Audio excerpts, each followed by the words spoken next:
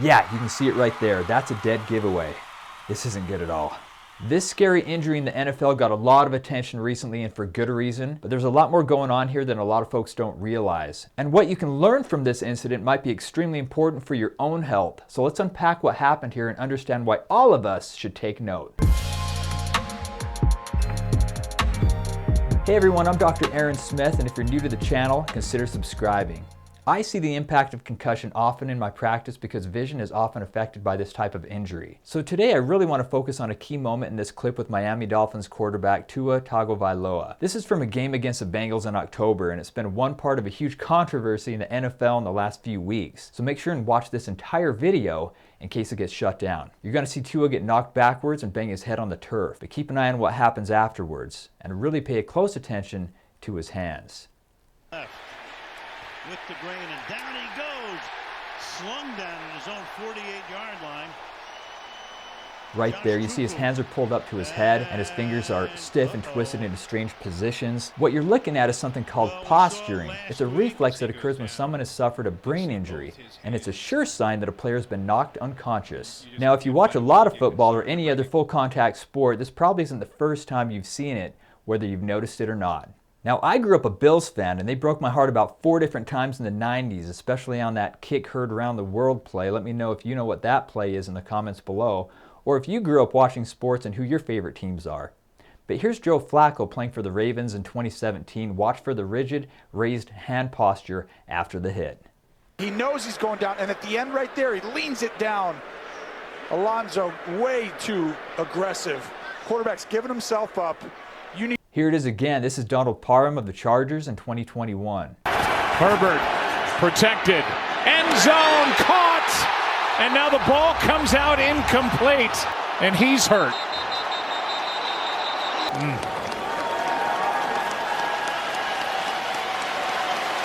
And here's Tom Savage of the Texans in 2017. Houston, Tom Savage blasted from his own end zone as he was attempting a pass.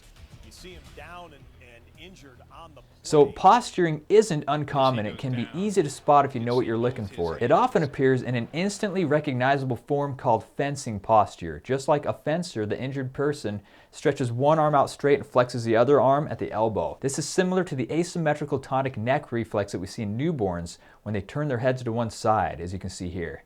In babies, this posture usually disappears by 6 months of age, and if it persists, it can be a sign of a developmental problem. When we see it in adults, it's a clear sign of brain injury. Let's take a look at an example of fencing posture in adults. In this clip, you'll see Mason Rudolph of the Steelers when he was knocked out during a game back in 2019. Rudolph avoided the sack and then got crunched and went down in a heap. Got hit from the behind by Carr and appeared. In this example, you can clearly see the outstretched arm and the other arm bent at the elbow. Here it is again after this hit on Budda Baker earlier this year. Again. First down, now inside the 5. Down on the field for the Cardinals. So again, once you know what you're looking for, posturing is easy to spot. You also start to understand that these types of injuries are common in all sports where people get hit in the head accidentally or intentionally, like boxing or MMA. But what causes the posturing reflex? To get to the bottom of that, we need to understand what happens to your brain when your head gets a hard knock. Your skull is hard and rigid, of course, so if you fall backwards and hit your head, your skull comes to a sudden stop. But your brain isn't rigid, especially the upper parts of the brain, the cortex, which looks after higher functioning. So after the collision, your brain keeps moving almost the way your body would if you were in a car crash, and it bangs into the inside of your skull and compresses, which sends shock waves through the rest of your brain. This does a couple things. The first is that it stretches or breaks some of the neurons that your brain uses to transmit messages in the form of electrical impulses. The second is that those millions of electrical impulses, which are normally carefully orchestrated, are suddenly overwhelmed by a storm of chaotic impulses that make normal cognition pretty much impossible. That's why people who have had a concussion have trouble coordinating their movement. The part of the brain that would organize that stuff is pretty much offline. The brainstem is firing off a stream of reflex commands to the muscles with no intervention from the cortex. So in all these cases we've just looked at, the brain has experienced this disruption in some form and degree. But in the case of Tua's recent injury, there are some aggravating factors that make this situation even more serious and alarming. And it's really important that we discuss them because knowing the deeper story may help protect you down the road. What makes this injury to Tua especially bad is what happened in a game he played just 5 days prior. Here he is again in that game against the Buffalo Bills. Watch what happens. In there, and Tagovailoa suffered some type of an injury on this play. We have Teddy Bridgewater in the game right now. Tagovailoa, oh boy, getting up. Oh my goodness, that's an awful, awful sight to see. They will take him to the sideline immediately.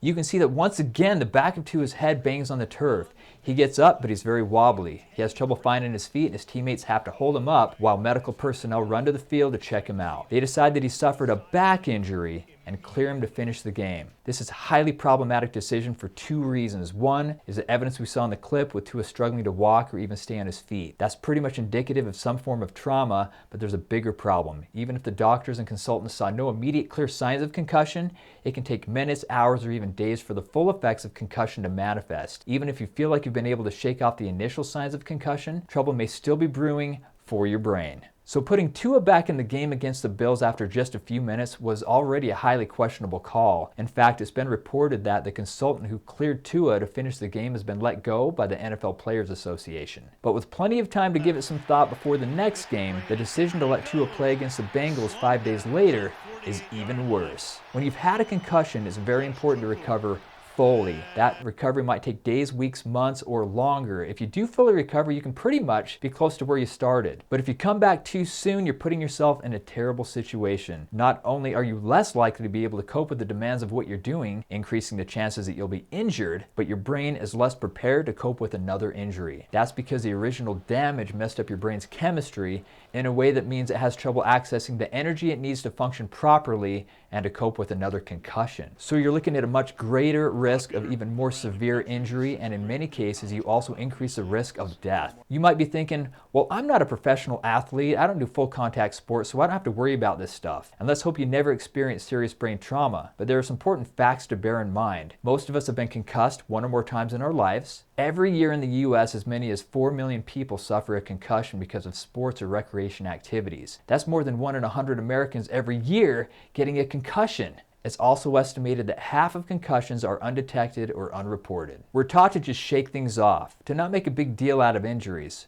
But as dozens of experts have tried to warn both Tua and the Dolphins, the risks simply aren't worth it when it comes to concussion. As of this moment, Tua is still on the active roster, so we'll have to keep our fingers crossed that he remains healthy. But if you suspect that you may have been concussed, even if you're not sure you have symptoms, it's really important that you consult with your healthcare professional, and that includes your optometrist. If you've been suffering from things like headaches, light sensitivity, difficulty focusing, or trouble reading, those may all be signs of concussion, and your optometrist is ready to help with both diagnosis and treatment. Take a moment and smash the like button for me. It helps me know if you like the content, and I'm inviting you once again to subscribe if you haven't done so already. If you've had experience with concussion, I'd love to hear from you in the comments below. Thanks for watching, and I'll see you in the next video.